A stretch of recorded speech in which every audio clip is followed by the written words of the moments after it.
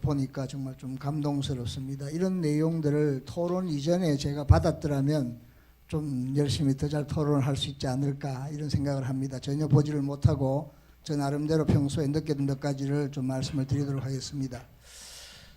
우선 유인물 42쪽에 제가 한 4페이지 정도를 해두었는데 이걸 다 읽다 보면 한 10분이 걸릴 것 같아서 중간중간 좀 요약해서 말씀을 드리겠습니다.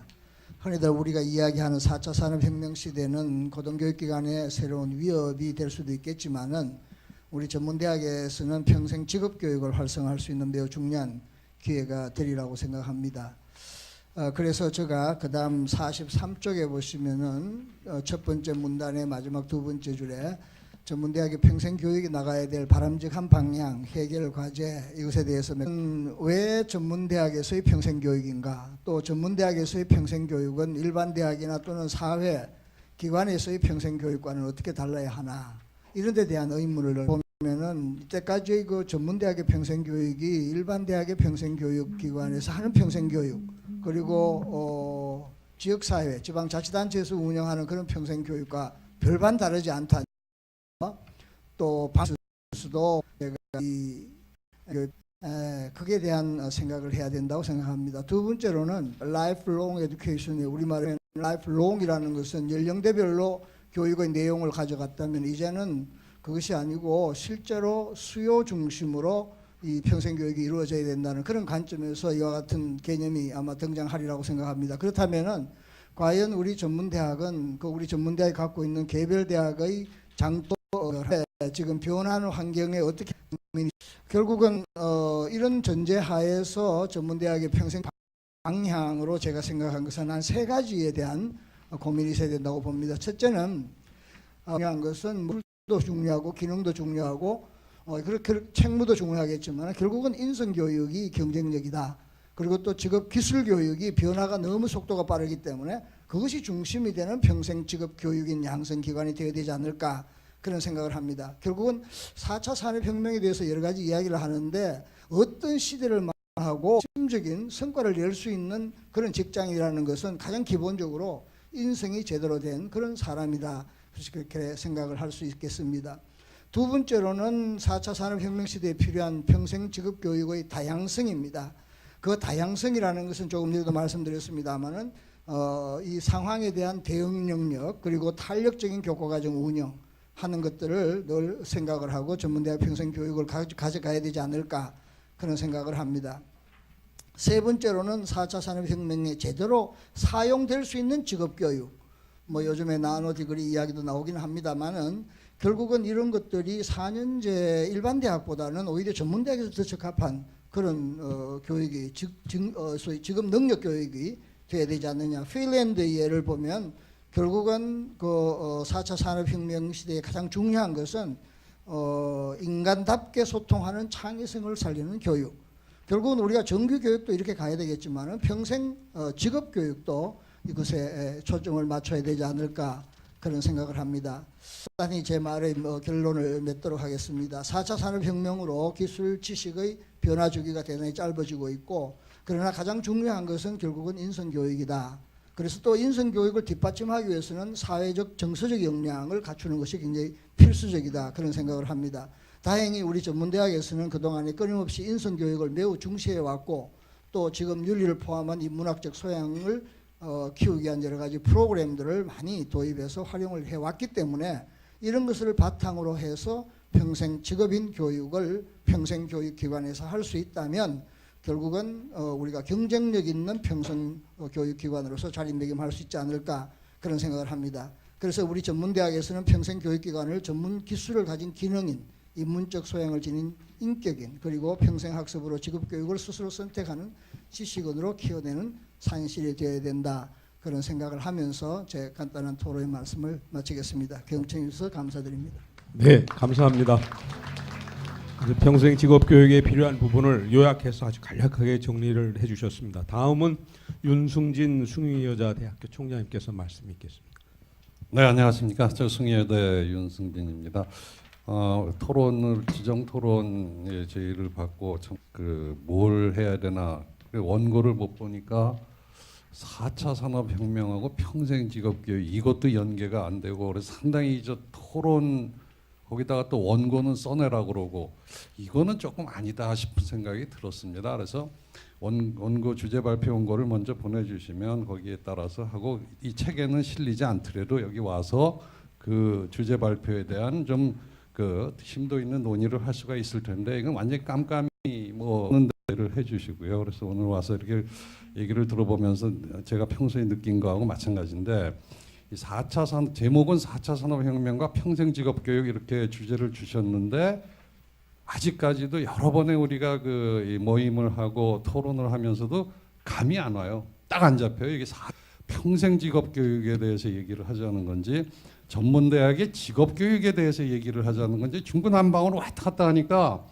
다들 명쾌하게 뭐가 탁 이렇게 와닿지 않는 그런 게 있습니다. 이게 이제 4차 산업혁명이라는 게 아직 미래 얘기고 거기에 대한 개념이 정립이 잘 안 돼 있고 하는 그런 부분이기 때문에 어쩔 수 없는 그런 상황이라고는 생각을 합니다. 그래서 오늘 저는 뭐 주제 발표하신 두 분 말씀 듣고 플러스 이 직업 교육에 대해서 조금 말씀을 드리는 게 좋지 않을까 그렇게 생각을 합니다. 현재 평생 직업 교육부터 우선 간단히 제가 느낀 거를 그냥 말씀을 드리는 겁니다. 무슨 뭐 큰 주제가 아니고 저희 학교도 그 평생교육원 이렇게 있어가지고 평생 그 직업 성인들 교육을 하다 보면 딱 인기 있는 과에만 잔뜩 몰립니다. 현재 인기 있는 과, 미래에 4차 산업이 뭐 어떻게 되고 뭐 하는 거에 대해서는 관심들이 없어요.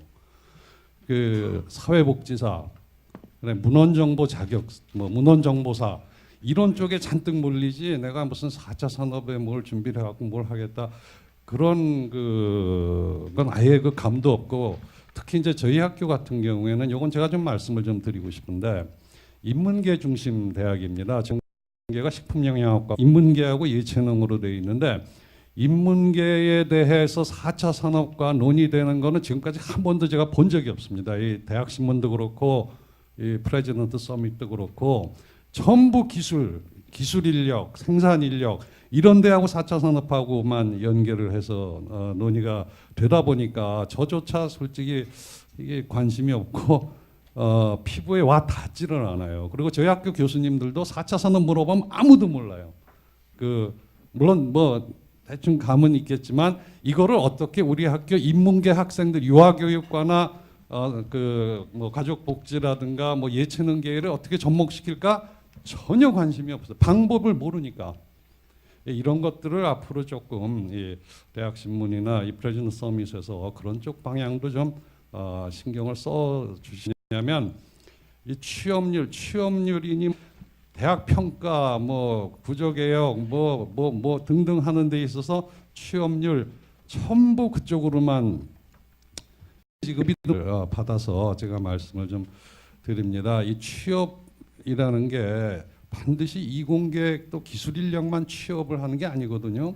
인문계나 예체능계도 취업을 해야 되고 그렇게 해서 국가 발전에 이바지를 해야 되는데 너무 그런데 그래서 앞으로 그런 4차 산업 가야 되고 4차 산업과 관련된 기술이 발전을 하고 뭐 인공지능이 나타나고 뭐 여러 가지 좋은 얘기들이 많이 나오는데 그럼 이런 것들을 기술 인력이 아닌 생산 인력이 아닌 인문계통에 어떻게 접목시킬 수 있는 것인지에 대한 연구가 반드시 있어야 되고 또 이 4차 산업에 대한 그런 정확한 개념이라든가 앞으로의 전망 이런 거에 대해서 국가에서도 굉장히 신경을 써줘야 될 부분인 것 같습니다. 그런데 지금 보면은 별로 신경을 안 쓰고 있는 것 같아서 참 안타까운 그런 느낌이 듭니다. 대학이 투자를 하고 또 인적 물적 투자를 하고 하려면 뭔가 명확한 전망이라든가 이런 것들이 좀 있어야 되는데 그런 부분이 좀 특히 인문계 대학으로서는 굉장히 어려운 부분이 있다는 것을 좀 말씀을 드리고요. 특히 이 4차 산업 얘기만 나오면 저는 아주 머리에 참 쥐가 나는 그런 생각인데 교원 확보 같은 게 참 거의 불가능합니다. 4차 산업혁명에 대해서 4차 산업 모르겠어요. 선진국 독일이나 미국 이런 데는 굉장히 우리보다 앞서가니까 그런 데서는 그런 연구를 많이 한 학자들도 있고 이게 될지 모르겠지만 우리 책적으로 좀 연구를 해주시고 이에 따른 뭐 그 규제 완화라든가 또 평가 기준 완화라든가 이런 저는 뭘 하고 있는지 그런 건 제가 잘 지금 모르겠습니다. 그리고 이 학생들 이 직업 교육과 관련해서 학생들하고 그 문제점이 상당히 많습니다. 요즘 학생들이 취업을 안 하려고 그래요. 취업률 높여라 뭐 하고 막 이제 교육부에서는 뭐 각종 평가 뭐 이렇게 해서 그 독려를 하는데 실제로 학생들이 취업을 안 한다는데 어떻게 학생들이 직업을 안 갖겠다는데 참 이건 난감합니다. 진짜 자기들 개인 활동이 더 중요해요. 지금 애들은 그 아르바이트해서 6개월 아르바이트해서 돈 벌어 가지고 몇 개월 해외 여행 가서 놀다 오고 뭐 이런 거를 하지 내가 왜 중소기업 어려운 중소기업에 들어가서 그 뼈 빠지게 힘들게 일하면서 내 자유를 속박을 받아야 되고 구속을 당해야 되느냐. 나 가족 부양 내가 안 해도 된다. 나 혼자 살면 된다. 에? 내가 무슨 마누라 데려다가 저 먹여 살리고 이거 안 해도 된다. 내가 편안하게 먹고 내가 쓸 거 쓰고 하면 되지. 요즘 아이들 사고 방식이 그렇습니다. 그래서 이 우선 학교나 또 뭐 부모님들도 마찬가지고 이 직업 교육에 대해서 학생들한테 굉장히 좀 교육을 많이 시켜줘야 될 걸로 생각을 합니다. 그 뭐 인성 교육, 기초 그 학습 능력, 교양 이런 거 말씀들을 많이 하시는데 그에 앞서서 학생들한테 내가 평생을 살아가려면은 직업이 있어야 된다, 취업을 해야 된다는 그런 지도를 행하는 게 저는 제일 필요하다고 생각을 합니다. 그리고 또 하나 문제, 이 산업체에서 이 전문대학에 대한 그 시각이라든가 이런 게 아시겠지만 굉장히 부정적입니다. 이런 걸 해소를 시켜줘야 돼요. 여기 대학신문의 그 천주영 기자가 글을 잘 쓰셨더구만요. 그 산업체에서 우리 저 학사학위 인정 이렇게 그 심화과정 거쳐가지고서 학사학위 인정을 받고서 지원서를 냈더니 쳐다보지도 않더라. 서류에서 빼버리더라. 왜? 전문대 출신이기 때문에.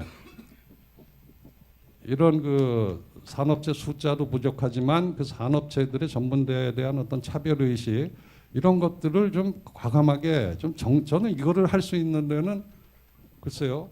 학교가 나서서 하기는 참 그 한계가 있을 것 같고 그럼 정부에서도 이런 부분을 좀 적극적으로 뭐 교육부가 됐든 고용노동부가 됐든 산업자원부가 됐든 이런 걸 좀 해줘야 되는데 그런 노력들을 저는 이 대학신문이라든가 그 전문대학 교육협의회라든가 이런 데서 굉장히 열심히 많이 해주셔야 된다고 봅니다. 그래야 그런 바탕이 돼야 뭐 평생 직업 교육이 어떠니 뭐 학생들 직업 교육이 어떠니 이런 그 학교도 마음 놓고 노력을 할 수 있고 학생들한테도 떳떳하게 얘기할 수도 있고 그래서 그런 부분을 좀 이 정부에서 좀 많이 해소를 좀 해주셨으면 하는 그런 바람입니다. 그리고 한 가지 제가 뭐 기왕에 이렇게 그 마이크를 잡았으니까 한 가지 좀 말씀을 드리겠는데 이 전문대의 그 어떤 숭고한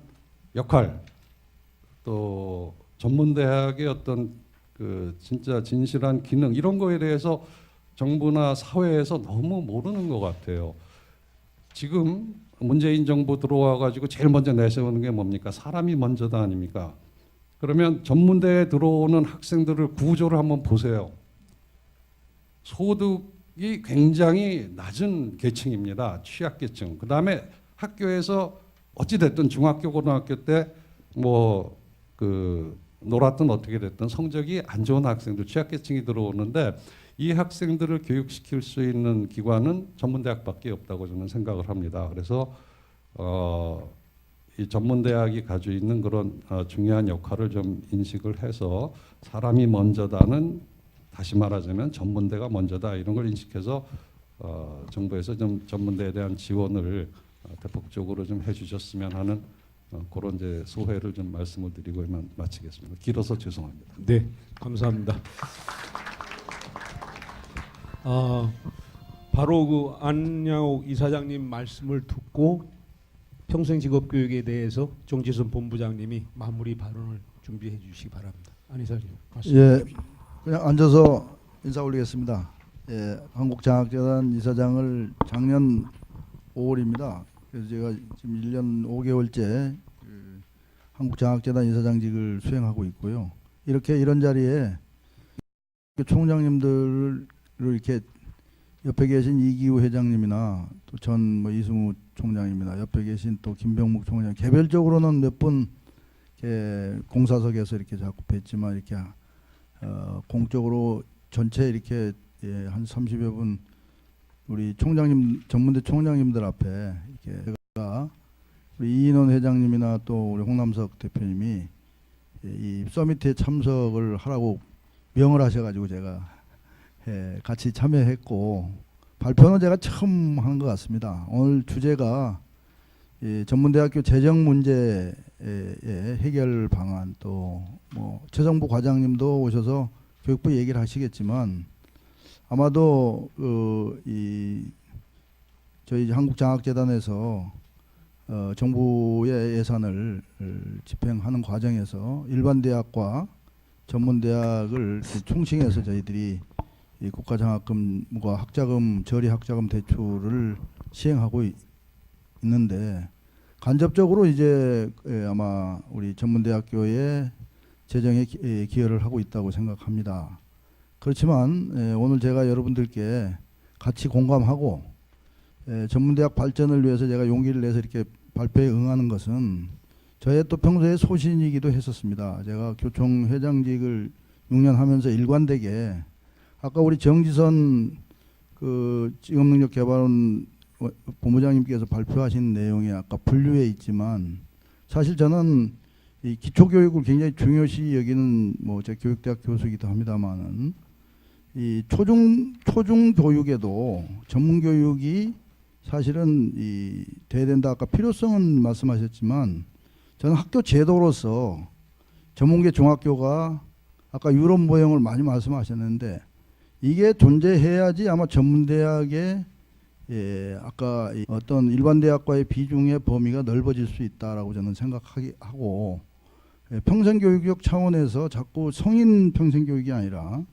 이 기초 단계의 학생들 독일이나 유럽 중국부 유럽들의 모형을 저희가 학제로서 빨리 받아들여야 된다는 강조를 했었던 한 사람으로서 회장직 마치고 제가 이 장학재단 이사장직을 하면서 제일 관심이 있었던 부분이 바로 와서 업무 파악을 하다 보니까 이 전문대학교와 일반대학교 구분을 없이 하면서도 사실상 그 전문대학교 장학금을 우수장학금을 2011년도에 있는데 폐지를 시키고 현재 대학 일반 대학교에만 장학금을 주는 것을 보고 제가 처음에 와서 한 게 이것을 개선시켜야 되겠다라고 하면서 상임이사님들과 의논을 했더니 교육부 출신의 상임이사님이 이사장님 당장은 안 되고 우선 먼저 우리 재단 내에서 할 수 있는 것부터 합시다. 그래서 제가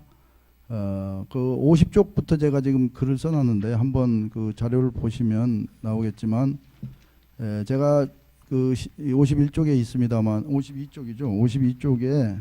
52쪽에 제가 뭘 했냐면 우리 그 민간 기부가 있는데요. 특히 삼성 기부 장학금이 있는데 그 기부금의 이자를 가지고 또 주는 게 있어서 제가 전문대학교 학생들의 어려운 학생들 생활비 장학금을 사실 신설을 했습니다. 뭐 공치사 같습니다만은 저의 그런 뭐 소신의 반증이기도 했습니다.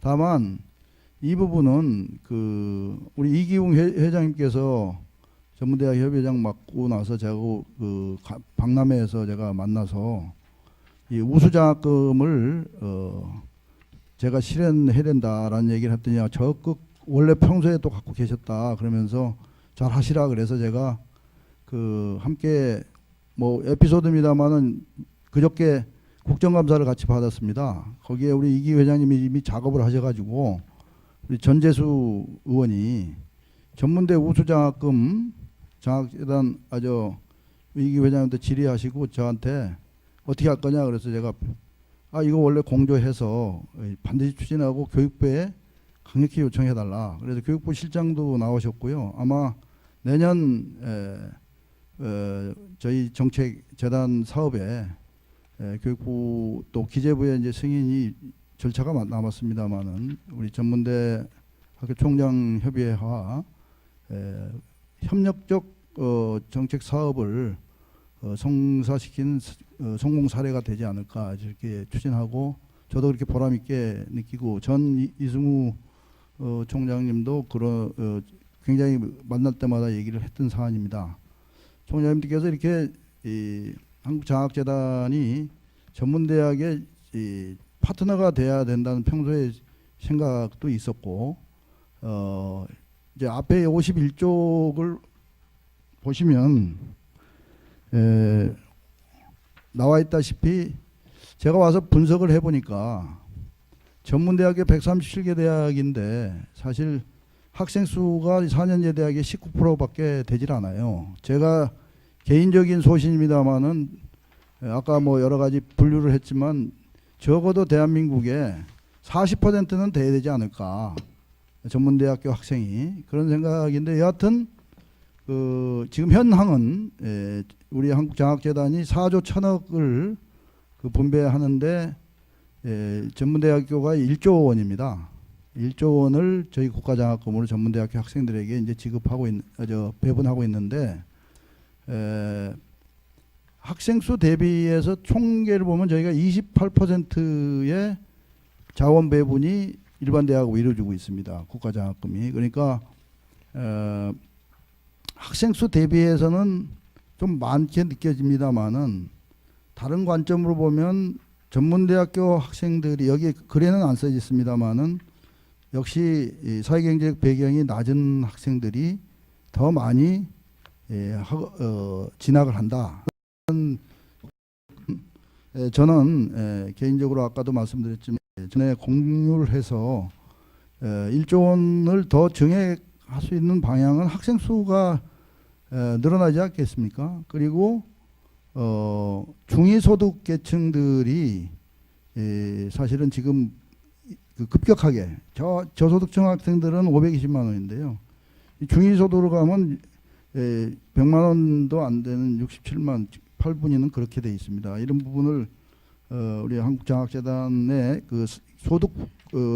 소득 연계형 장학금에 대해서 총장님들께서 우리 전문대학 총장님들은 잘 알고 계시는 것 같은데 4년제 총장님들은 잘 모르십니다. 제가 설명을 하면 저도 사실은 뭐 하면서 공모를 해서 하고 이제 이걸 시행하니까 제가 정확하게 알고 있습니다만은 우리 총장님들께서 혹여 장학금 제도에 대해서 국가장학금 제도에 갖고 있는 비중을 고려해서 볼 때 좀 많이 함께 제가 지금 말씀드린 문제의식을 공유해 주시면 전문대학교로 유입되는 국가장학금이 더 증액될 수 있는 그런 계기가 되지 않을까 이렇게 생각을 합니다.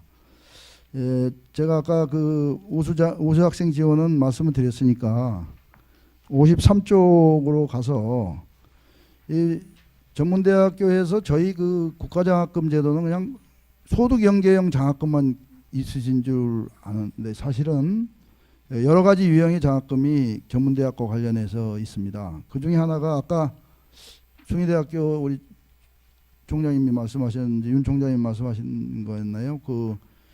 중소기업 취업 연계 장학금이라는 게 있습니다. 이 장학금이 의외로 전문대학에 많이 분배가 되어 있습니다.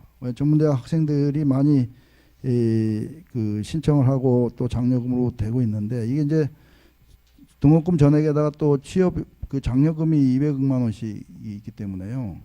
굉장히 혜택이 좋은데 문제는 제가 국감에 가가지고 신동근한테 되게 얻어맞았는데 사실 제가 와서 이게 재단에 이제 8년밖에 안 돼서 제도 정착이 되는 데는 대학 현장과 장학재단이 함께 정책을 만들어가는 공유가 돼야 되는데 그게 좀 안 돼 있는 부분이 이런 부분입니다. 이게 학생처장님들이나 우리 재단 각급 학교에 대학에 장학 담당자 선생님들하고 이게 긴밀한 경조가 돼야 되는데 안 되면 그냥 공문 보내면 쳐버립니다. 그러니까 총장님들께서 관심을 가져주시고 또 이 학생들이 잘 그 아까 중소기업으로 정착이 돼야 되는데 안 되니까 돈만 받고 이거 환수를 이제 해야 되는 어려움이 있어요. 그래서 오히려 우리 전문대학에도 저희가 이제 어차피 국가 예산이기 때문에 예, 우리가 검수하러 가고 그러다 보면 아마 반환하는 그걸 결제하실 때가 있을 겁니다. 그런데 이런 게 주로 이런 사각지대에서 이제 문제가 됩니다. 그래서 총장님들께서 많이 그 학생들에게 장학금을 줄 수 있도록 관심을 가져주시면 학생처장님들과 이 많이 그 대학 각기 단위대학에 또 다른 재정이 또 안정되고 학생들도 또 많이 안정적으로 학교를 다닐 수 있는 계기가 될 거다. 그래서 좀 함께 고민을 해주시고 도와주시면 고맙겠고요. 또 하나가 뭐냐면 지금 제가 와가지고 제일 강조한 게 뭐냐면 이 지방 인재 장학금입니다. 이게 지금 사실 이게 아킬레스건입니다. 제가 와가지고 이제 지역의 대학에 전문대학이 특히 지역에 지금 이제 아주 거점이니까 얘가 보기엔 대학생들이 수도권으로 뭐 가지 않고 이게 지역에 있는 대학을 가게끔 만들어줘야 되는데 그런 장렬하게 해서 제도를 만들었는데 소진을 못했어요. 원래 이게 1,000억이었는데 200억을 불용되니까 깎아버렸더라고요. 오니까 작년에. 그래서 제가 1,000억으로 아니라 1,200억으로도 늘리고 그렇게 되면 될수록 이 전문대학에 이제 제가 유리하랄까요? 이렇게 전문대학이 좀 활성화되고 학생을 그 뭐랬지 선발하고 하는데 그 지역의 학생들을 이렇게 이끌어야 되지 않습니까? 지역에. 그게 굉장히 좋은 유인 제도인데 이게 학생들을 뭘로 했냐면 성적으로 제한을 시켜놨더라고요. 그러니까 성적이 전문대학엔 조금 낮은 학생들이 오게끔 해야 되지 않습니까? 그러니까 와갖고 학생이 이 장학금을 못 받는. 그래서 제가 지금 교육부하고 우리 이기 회장님도 같이 힘을 모셔서 이 성적을 좀 완화시키자. 내년에 그래서 지금 4등급으로 좀 낮추면 아마 전문대학의 학생들이 이 지역 인재 장학금을 받는데 좀 유리할 겁니다. 또 성적하고 이제 제가 강조한 거는 한 7대 3으로 일반 대학도 이 특성화 특기가를 가지거나 특성화된 학생들을 이게 지역 인재 장학금을 줘야 되는데 그게 없더라고요, 그분이. 그래서 이제 내가 막 교육부하고 성적만으로 한 길래 작년에 5대5로 해놨습니다. 지금 50%를 하는데 더 늘려야 된다고 저는 생각을 하고 우리 전문대학교 우리 총장님들께서 장학재단을 좀 이렇게 전문대 총장협의회하고 좀 힘을 좀 실어주시면 저는 그게 전문대학 쪽으로 더 유인되는데 도움이 될 거다라고 봅니다. 그런데 제가 이번에 이제 또 가서 또 되게 그 지적을 당한 요인이 이게 지역대학의 이제 학생들에게 지역 출신들을 하려다 보니까 등위를 소득 구간을 철폐를 해가지고 모든 학생들 다 특성화되는 데는 주게 돼 있어요. 그랬더니 이게 이제 90분위 학생들도 이제 일반 대학 경우에 좀 많이 아마 전문대학교도 좀 많이 받기는 했는 거예요. 그래서 비중이 한 20%가 됐어요. 그래갖고 되게 이제 설립 정신하고 안 맞는다고 야단 맞았는데 저는 아직도 소신은 그렇습니다. 뭐 좀 다 모든 학생에게 기회를 드려야지 대학을 운영하는데 자율성이 좀 있지 않을까. 학생들에게 장학금 이유형도 마찬가지입니다만은 그런데 여하튼 뭐 우리 설립이 그래서 아마 이 제한을 소득 구간 제한은 내년에 해야 될 걸로 생각됩니다. 제가 이제 전문대학의 재정에 이제 이렇게 한 3가지 큰 장학금 유형에 대해서 보고 드렸습니다만은 마지막으로는 제가 이사장 와가지고 앞에다가 하나 붙였습니다만 원래 근로장학금이라는 게 있습니다. 학생들 아르바이트를 공적으로 국가 근로를 통해서 일반 최저임금보다도 높습니다. 이게 9,000원 가까이 되는데 제가 그래서 앞에다가 교육근로장학금이다 이렇게 좀 명칭을 하나 더 붙여갖고 예산을 증액시켜서 한 3천억 가까이 됩니다. 이게 3,200억 정도 되는데 여기에 전문대학생들의 참여가 4년제 대학에 비해서는 비중이 이제 2, 3년제니까 조금 비중이 낮은데요. 우리 전문대학교 총장님들께서 이 관심을 많이 가지고 이 여기에 학생들의 참여를 이끌어 가는데 이게 교육청에도 돼 있고 사회 참여도 돼 있고요. 학교 참여도 돼 있고 또 대학 내에 참여도 돼 있습니다. 그래서 총장님께서 뭐 여러 총체적으로 대학을 운영하시는데 장학금만 뭐 막 관심을 갖기는 좀 어렵지만 학생처장님을 불러서 좀 보고를 좀 잘 받으실 필요가 있습니다. 왜냐하면 학생처장님들도요. 제가 보니까 학생처장 회의에도 내가 가서 많이 설명을 하는데 그냥 학생처 담당자 직원님이 알지 잘 모르세요. 그래서 총장님께서도 보고도 받으시고 결국은 요체는 학생처장님과 총장님이 관심을 가지시냐 안 가지시냐에 따라서 장학금의 뭐 이유형도 마찬가지입니다만은 이 국가장학금 유형에 대해서 즉 한국장학재단이 갖고 있는 그 여러 가지 장학 제도를 수혜를 단위 대학이 받느냐 안 받느냐가 결정될 것 같습니다. 그래서 오늘 제가 이렇게 말씀드리고 마지막으로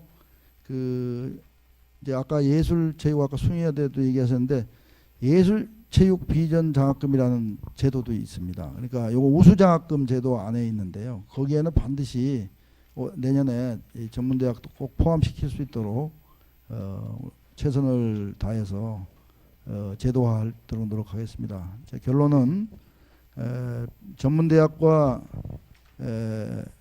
일반 대학의 구분 없는 고등교육, 직업교육이 대한민국에 정착되는데 한국장학재단이 항상 우선순위로 기여할 것이고 특히 전문대교협과 상생적인 어떤 정책 협력이 우리 전문대학 발전에 큰 뭐 복제가 된다는 정신 아래 항상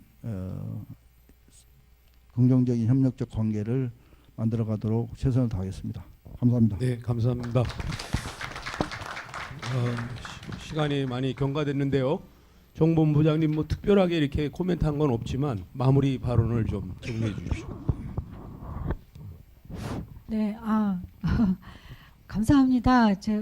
저기 우선은 그 호산대학교 사례를 보면서 평생 직업 교육에 대해서 전문대학이 정말 모범적으로 잘 하고 있다라는 생각이 들어서 정말 좀 많이 확산됐으면 좋겠다는 생각이 들었습니다. 그리고 또 박명호 총장님과 윤승진 총장님께서 너무 좋은 말씀을 해주셔서 저희가 마스터 플랜 연구하는데 많은 참고가 될 것 같습니다. 인성교육 정말 중요하고 동서고금의 진리가 될 수 있는 핵심 요소라고 생각합니다.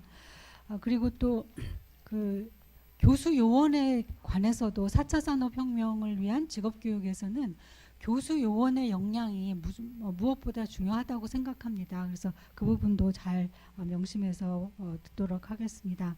그리고 인문계 교육과 4차 산업혁명에 관한 연구도 앞으로 좀 국리에서 만들어 보도록 노력하겠습니다. 대단히 감사합니다. 네. 고맙습니다. 앞으로 이제 뭐 마스터 플랜 하는데 여러 가지 그 요구 사항들이 많을 테니까 그걸 잘 수렴해서 적용해 주시고요. 이것으로 1부 순서는 모두 마치도록 하고요. 2부 순서는 이제 아까 말씀드린 대로 오산대학교 정영성 총장님께서 진행하시겠습니다. 1부 순서 요 브레이크 타임을 한 10분만 갖도록 하겠습니다. 지금 시간이 없어가지고요. 10분 동안에 여기 장례가 정돈되는 대로 사진 촬영하고 5시 40분에 2부 순서를 시작하도록 하겠습니다.